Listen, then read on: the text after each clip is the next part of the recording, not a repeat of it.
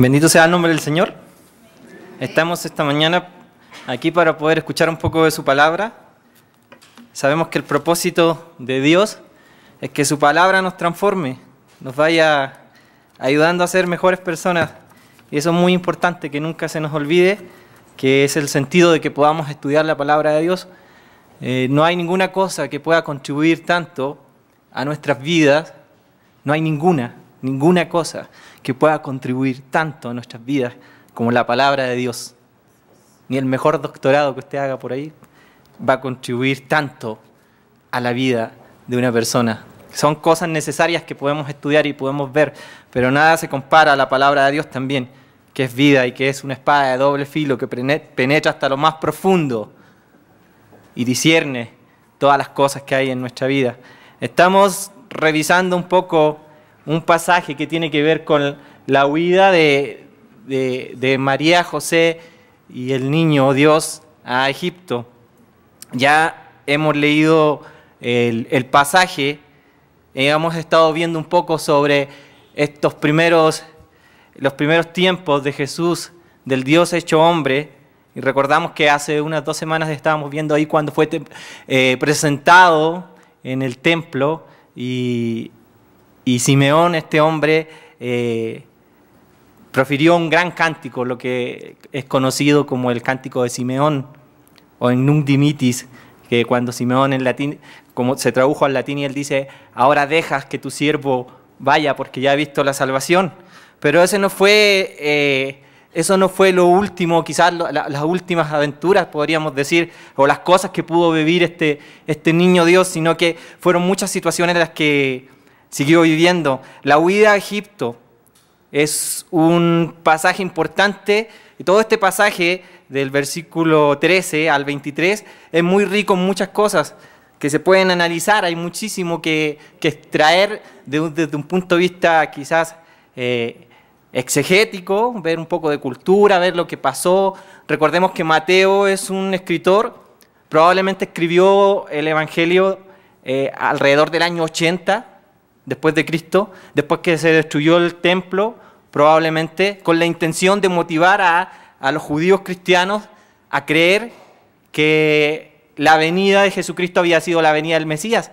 Entonces él enfatiza mucho en decir, como dijeron los profetas o como estaba escrito, y él hace un énfasis muy grande en eso. Egipto había sido durante siglos un lugar de refugio para los judíos que huían por diferentes razones. Entre Belén y la frontera de Egipto había una distancia de unos 125 kilómetros que tuvieron probablemente que recorrer la familia, como le dicen muchas veces, la familia sagrada. Allí había una población muy grande de judíos en el tiempo de Jesús. Recordemos que Alejandro Magno, siglos antes, reconociendo la importancia de la colonia de los judíos, les asignó un barrio importante. Le dio... el mismo Ptolomeo Filadelfo le dio una importancia, que fue uno de los generales de Alejandro Magno, le dio una importancia tal también a los escritos. Él fue el que ordenó que se tradujera el Antiguo Testamento en hebreo al griego, la muy famosa Septuaginta, que fue probablemente traducida, como dice la tradición, por 70 rabinos, todos separados unos de otros, para ver si es que quedaba igual la versión. Y según la tradición dice que la Septuaginta fue traducida por 70 rabinos y cada uno de esos rabinos escribió lo mismo. Este era como el contexto, quizás de Egipto, al lugar donde iba a llegar la familia sagrada, a un lugar gobernado por los Ptolomeos. La familia de Jesús toma una decisión muy importante. José y María tuvieron que renunciar quizás a muchas cosas. Nosotros vemos en el pasaje que antecede a la salida, al mensaje del ángel, les antecede que estuvieron los magos o los sabios de Oriente entregando obsequios y regalos. Después de que Simeón anunciara las grandezas de este niño, después de que los magos vinieran y también entregaran hermosos obsequios, le adoraran, empezaba otra travesía, una travesía como familia de José y María, de tomar decisiones que tenían que ver con algo que ellos ya sabían y que Dios había puesto en sus vidas, que era ser receptores, ellos dos, de Dios hecho hombre en un bebé. Así como el pueblo de Israel fue receptor de la revelación. El pueblo de Israel es receptor, es un vaso de barro que recibe la revelación divina. Es que Dios se acerca al hombre, el pueblo de Israel es un vaso. También José y María son receptores y también tienen un privilegio muy grande y una misión muy grande de hacer la voluntad de Dios. Ellos tuvieron que renunciar a muchas cosas debido a esta travesía. Dejaron atrás todo lo conocido, por ellos dirigiéndose a Egipto. Egipto no era quizás el lugar donde ellos querían vivir, pero era la señal que Dios les había dado. Estaban sacrificando muchas cosas, familia, comodidad, no sabemos. Pero hay algo importante en este relato. ¿Qué es eso? La obediencia de José y de María. La obediencia en querer confiar en Dios. Porque frecuentemente es incómodo para muchos confiar en Dios y seguir su plan. Porque tendemos nosotros a sentirnos cómodos en lo que estamos haciendo, ¿verdad? O sentirnos cómodos con nuestras profesiones, con nuestros trabajos y con muchas cosas. Nos sentimos cómodos en la iglesia también con lo que hacemos. Nos incomoda si hay situaciones que dentro de la iglesia, y llámese iglesia a esto, o a la iglesia en general, cuando hay cosas que no están dentro de lo que nosotros creemos. No sé si vio un reportaje hace poco de una iglesia en Estados Unidos que iban a contratar un pastor nuevo. Nadie conocía al pastor, creo que solamente los líderes o algo así. Y este pastor se vistió de mendigo. Así, pero muy, muy, muy feo, muy, muy de mendigo. Y hizo el experimento de venir a la iglesia. No tuvo una buena recepción, obviamente, y él pasó a predicar y a hablar y a dar su sermón, así vestido de mendigo, anunciando que era el nuevo pastor. Hay cosas que siempre nos incomodan. La palabra de Dios dice, cuando nos dice que recibamos a los más pequeñitos, a veces los más pequeñitos son un poco más revoltosos, o gritan más, o se visten diferente y hacen muchas cosas. Entonces hay situaciones que a veces nos incomodan. José y María tuvieron la certeza de que estaban siendo guiados por Dios. Y es difícil moverse de un lugar a otro, sobre todo en circunstancias difíciles. Recordemos que el pasaje dice en el versículo 14, habla de que cuando él despertó tomó de noche al niño y a su madre y se fue a Egipto. O sea, apenas recibió la orden, él se levantó. Yo me recuerdo, cuando leía esto durante la semana, me recordaba un pasaje de mi vida con Alejandra y con mi hija Isabel, cuando pasamos el terremoto del 2010 en Chile, en el sur de Chile, y yo no lo pensé dos veces, porque estábamos solamente como a 500 metros de la playa, y nosotros no lo pensamos dos veces, agarramos lo poco que pudimos, nuestros pasaportes, y nos fuimos al cerro. Y era porque era un aviso muy grande, un terremoto de esa magnitud. Era para no esperar ningún mensaje, ningún llamado, sino levantarte e irte. Y 2 horas después en la ciudad entraron olas de 14 metros, que entraron casi 2 kilómetros y se llevaron casi todo. A veces es difícil. Como 3 días luego llegó, siempre recuerdo, un coronel del ejército mexicano, que era agregado militar, o debe ser agregado militar en Santiago de Chile, y él nos preguntó, dice, ¿se quieren regresar a México? Porque enseguida se pueden regresar. Hay un vuelo en la noche dispuesto para las personas mexicanas que están acá y que se puedan regresar a México. Tampoco nosotros no lo pensamos, bueno, más bien mi esposa, porque yo tuve que quedarme por razones pastorales allá en Chile por lo menos unos 2 o 3 meses, y que fueron difíciles dejar a mi hija pequeña, que iba a cumplir 2 meses, y no verla y no ver ese proceso fue doloroso. Tenía una fotito pegada de ella ahí que me había enviado Alejandra para poder orar por ella y estar con ella también presente de alguna forma. Y es difícil muchas veces moverse en circunstancias complicadas. Es muy difícil, es incómodo.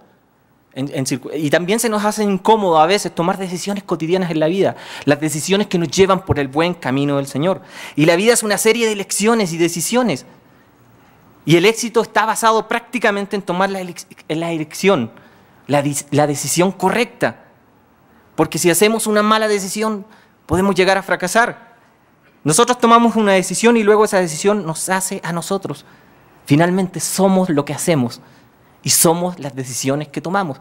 Usted es las decisiones que usted toma. Su compromiso con Dios y su compromiso con la iglesia está basado en las decisiones que usted toma, basado en las cosas que Dios le ha pedido que usted haga o que usted pudiera hacer para la obra, para el reino de Dios. Eso es lo que somos. Y a veces nos cuesta tanto, pero tanto tomar esas decisiones.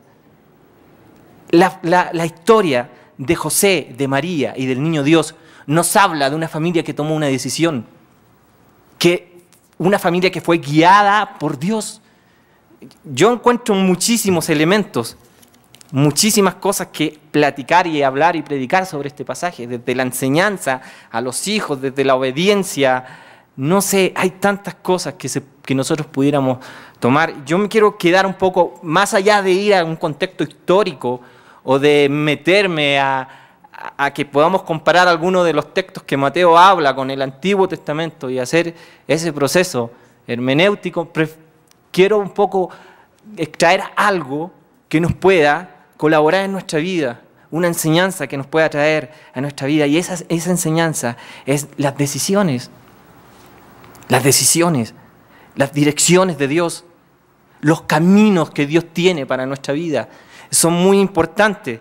La Biblia en Santiago 1 nos dice que el hombre de dos mentes es inestable en todos sus caminos. Esto es en una versión paráfrasis. Dice, el hombre, dice en la versión Reina Valera, el hombre de doble ánimo es inconstante en todos sus caminos.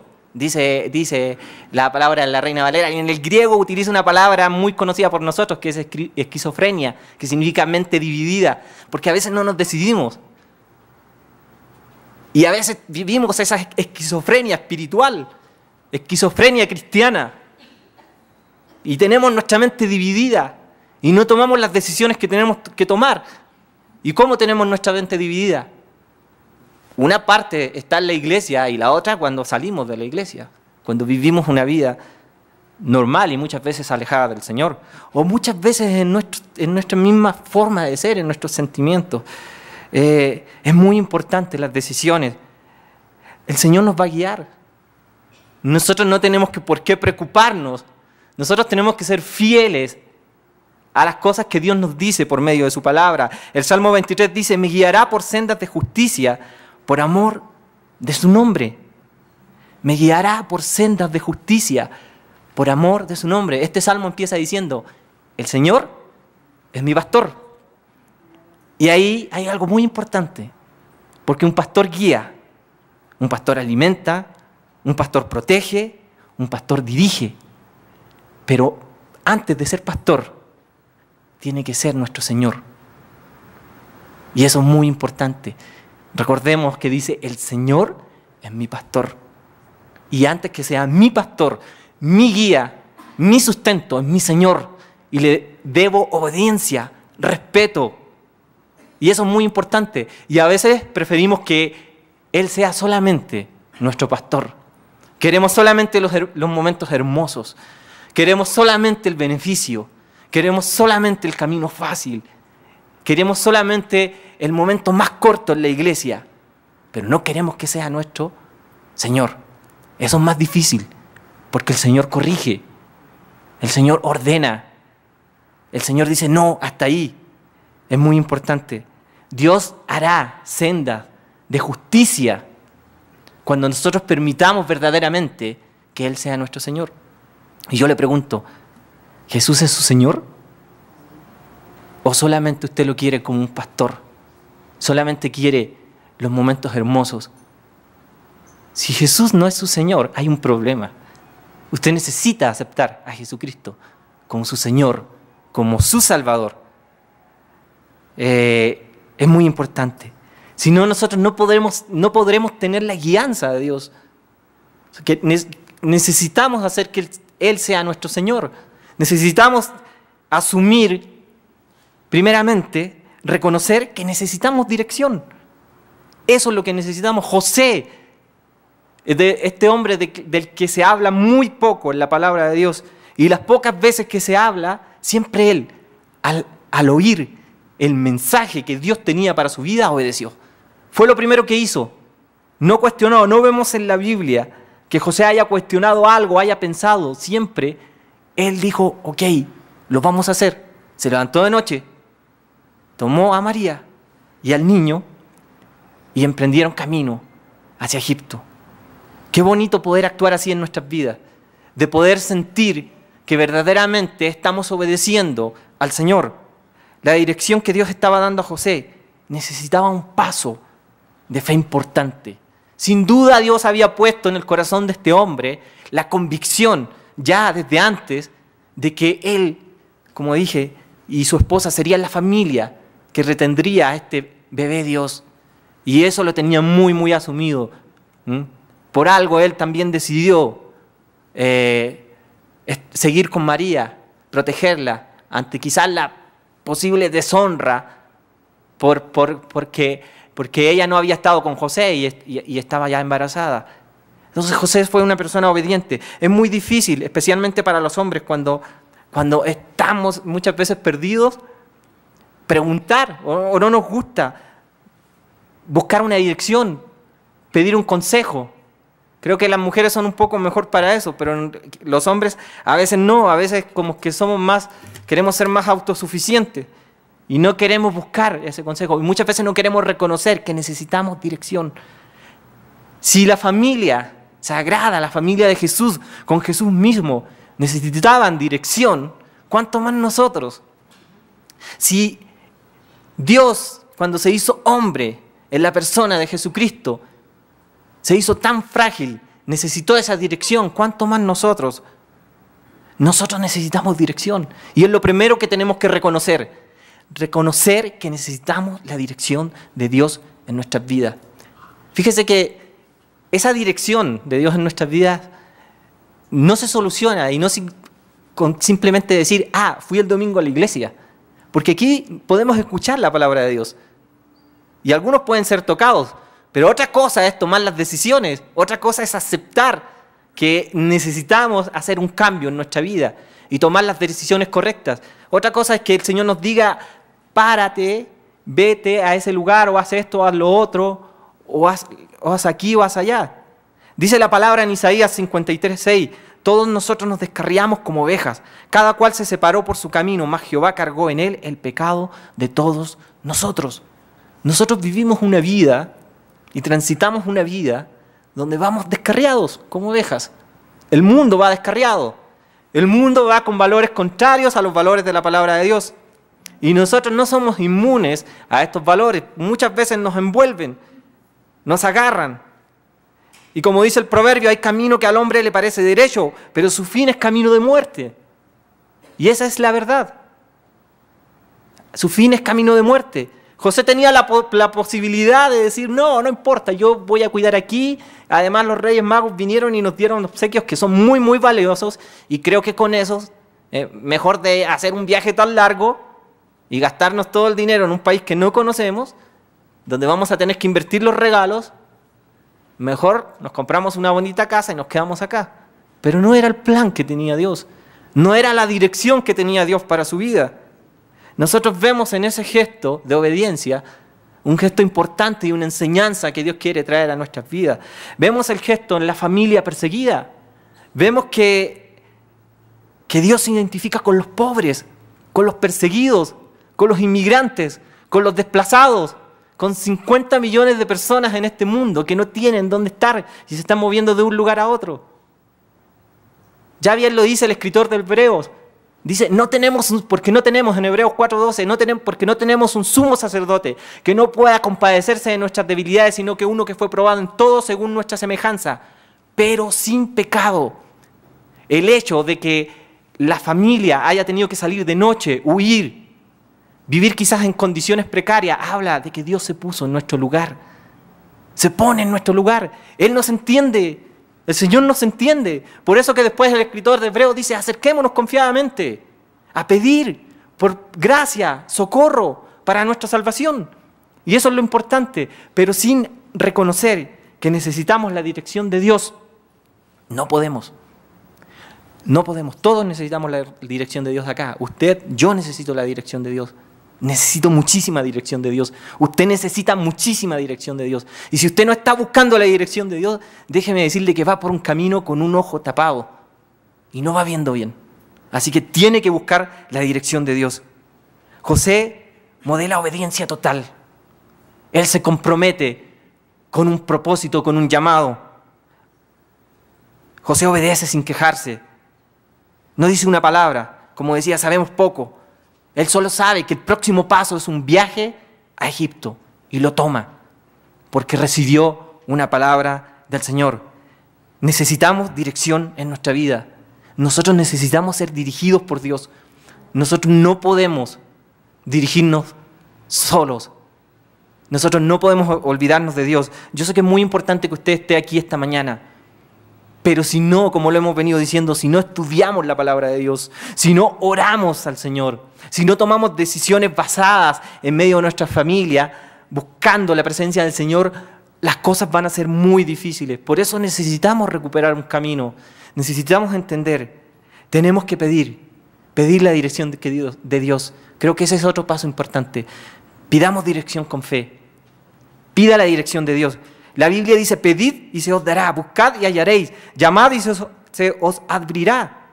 Pidamos a Dios que nos guíe. En Santiago nos dice que podemos pedir sabiduría. Dice, si alguno de vosotros tiene falta de sabiduría, pídala a Dios, el cual da a todos abundantemente y sin reproche, y le será dada. Pero pida con fe. Pida con fe, no dudando nada, porque el que duda es semejante a la onda del mar que es arrastrada por el viento y echada de una parte a otra. Pidamos dirección con fe. Pero cuando pedimos dirección con fe, es que estamos dispuestos a buscar a Dios. Dios está dispuesto a dar sabiduría. Pero primero debemos pedir a la persona correcta, a Dios. Y pedir con la actitud correcta, con fe. Con fe. ¿Le ha pedido alguna vez algo a Dios no esperando recibirlo? ¿Ha pedido alguna vez así algo? Voy a orar a Dios por esto y no lo recibió. Por eso no lo recibió. Porque primero pedimos sin fe. Obviamente, tampoco podemos pedir cosas absurdas. Las cosas que Dios nos da tienen que ver con algo que realmente nosotros necesitamos.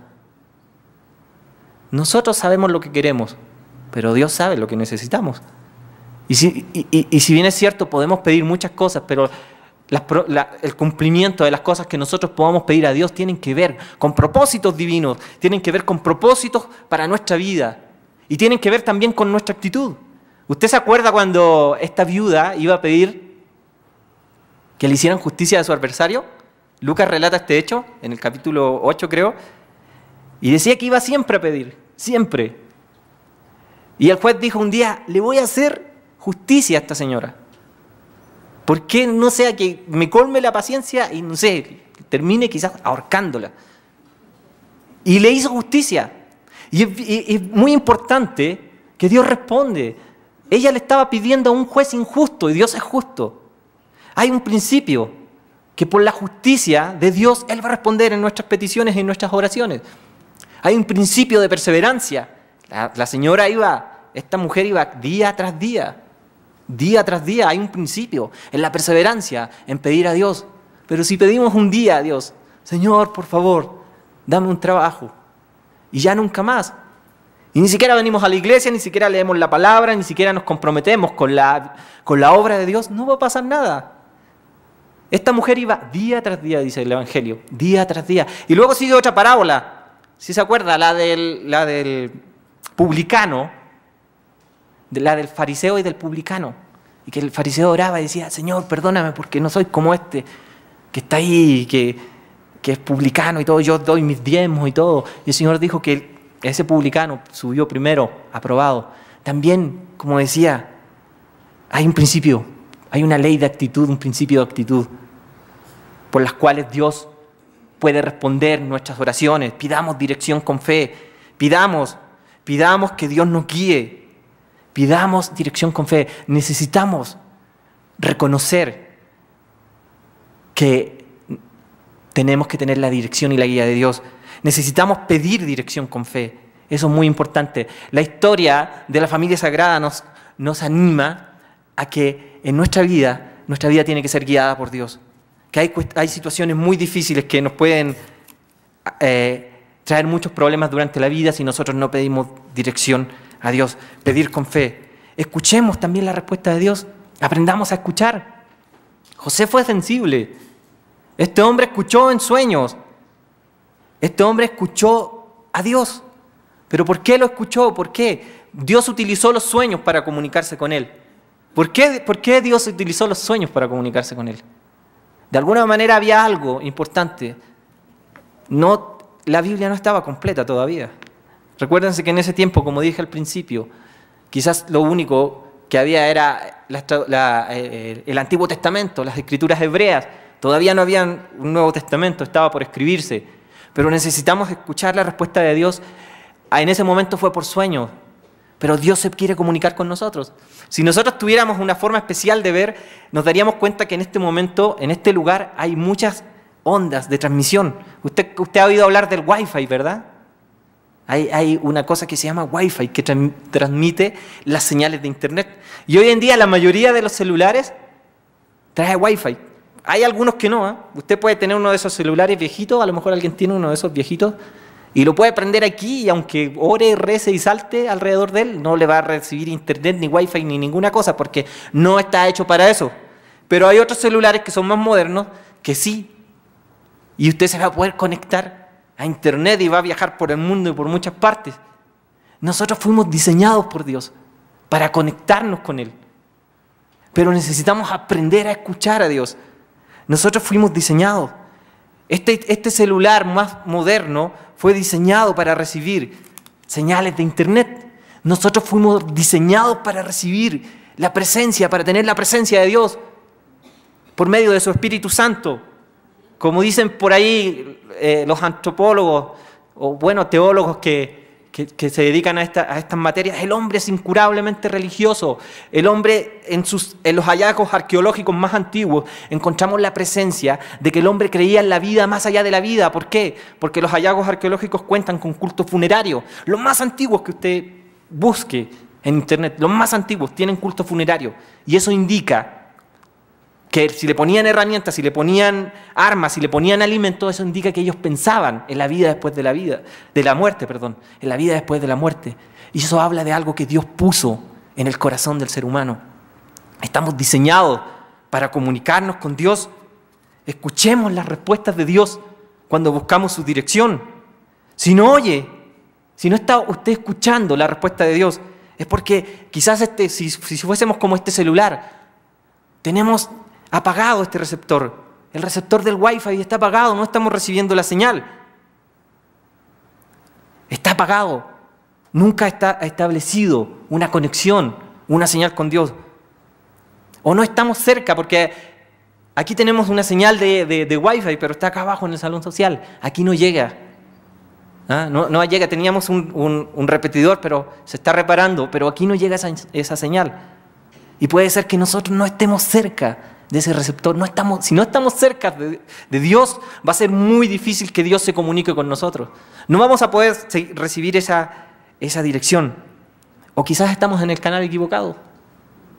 Porque cuando usted ve estas cositas del Wi-Fi, ve que hay una señal que dice tanto y es de un lugar, pero no tenemos la clave, estamos con otra señal. No tenemos la clave para poder meternos ahí. A lo mejor usted está en el canal equivocado y no ha podido encontrar las respuestas de Dios a su vida. Dios habla todo el tiempo. Lo que pasa es que nosotros no estamos muchas veces sintonizados con Él. Dice la palabra de Dios en Job 33:14. Sin embargo, en una o en dos maneras habla Dios, pero el hombre no entiende. Este mundo no quiere entender, no quiere escuchar a Dios.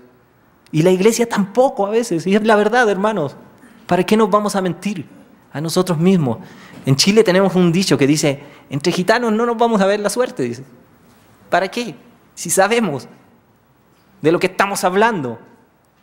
Necesitamos buscar la presencia de Dios. Necesitamos reconocer que tenemos que ser dirigidos por Dios en nuestras vidas.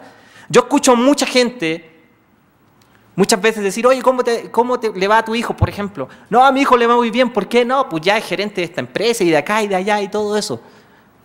Pero no, le está yendo bien en lo que refiere a los principios de Dios.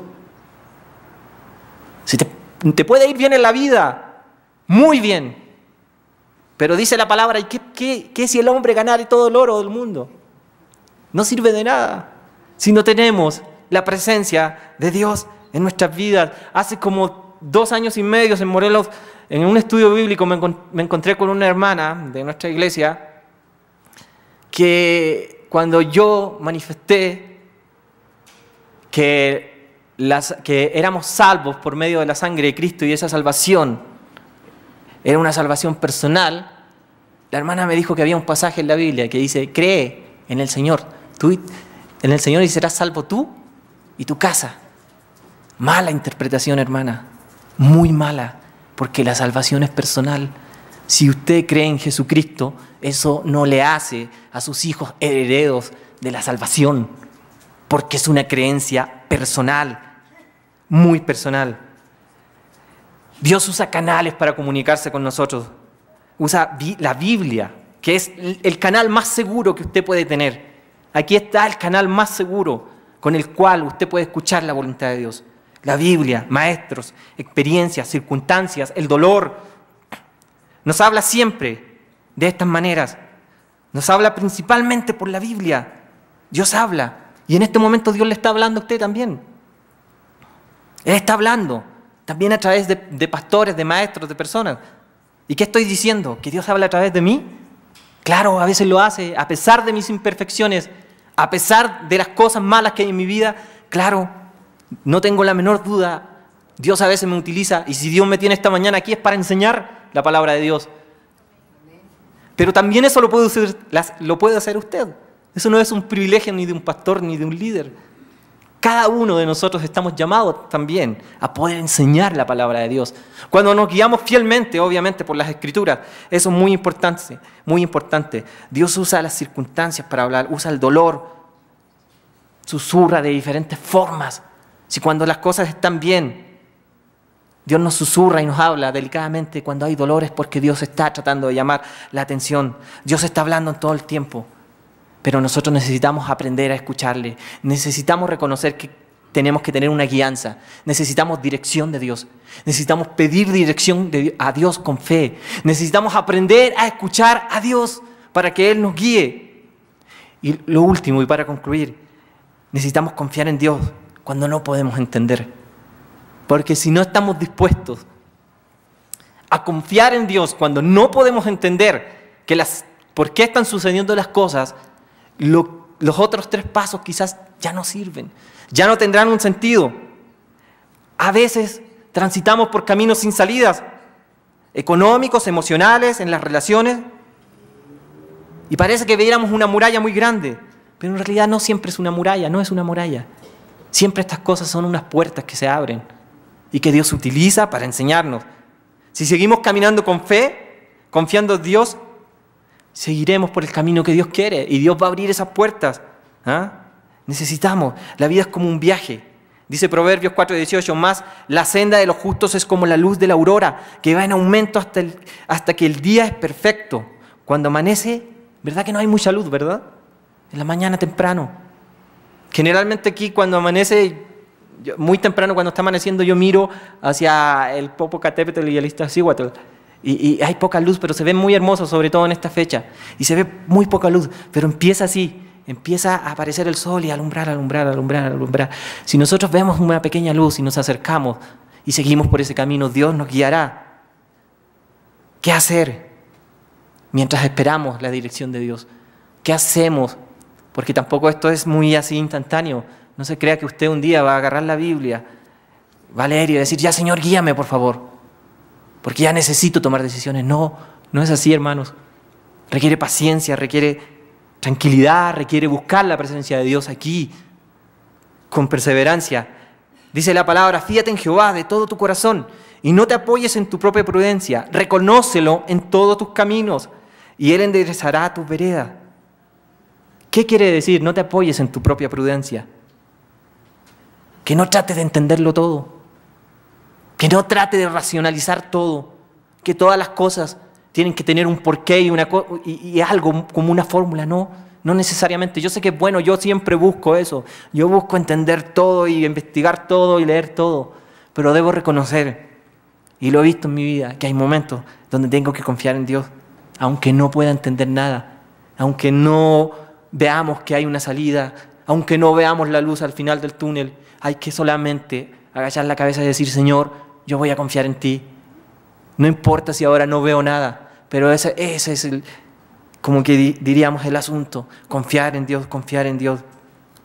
Necesitamos la dirección de Dios, Necesitamos reconocer, la familia de Jesús y José actuó como un padre responsable, como esa cabeza que dijo, vamos a hacer las cosas que Dios quiere, vamos a oír la voz de Dios, vamos a ser sensibles, vamos a buscar su dirección. Necesitamos buscar las direcciones de Dios. ¿Puede seguir en estos momentos usted el camino de Dios o el camino suyo? Las elecciones de nosotros. ¿Ah? Pero un día vamos a estar frentes a Dios y Él nos va a preguntar, ¿por qué escogiste ese camino? ¿Por qué no escogiste el camino que yo tenía? Quizás era un camino difícil, pero era el camino que tenía preparado. Si la iglesia no sigue el camino de Jesús, va a ser muy difícil que podamos alumbrar este mundo. Es muy difícil. La familia de Jesús se asemeja a la iglesia. Si la iglesia no tiene la capacidad de obedecer también el mandato divino, que es la fidelidad a la gran comisión y al gran mandamiento, nuestra tarea no va a ser resuelta en este mundo. Dios tiene un plan a la medida y un camino para nuestra vida y para la vida de la iglesia. Y es necesario que trabajemos mucho más para poder entenderlo. Mucho más, mucho más. Dios dice, si sigues mi camino, tendrás buena vida en la tierra y vida eterna en el cielo. Proverbios 12:28. Busquemos la presencia de Dios. Reconozcamos que necesitamos la dirección de Dios. Reconozcamos que necesitamos escuchar, tenemos que aprender a escuchar la voz de Dios. Pidamos con fe esa dirección y confiemos cuando Dios parece que no está presente. Ese creo que es una enseñanza que nos deja la familia de Jesús en su huida a Egipto. Nada más, ahí donde está, cierre sus ojos para dar gracias a Dios. Señor Jesús, tu palabra es maravillosa y tu palabra es muy preciosa, Señor. Te pedimos que ayúdanos, Señor. Nosotros estamos perdidos, Señor, en este mundo.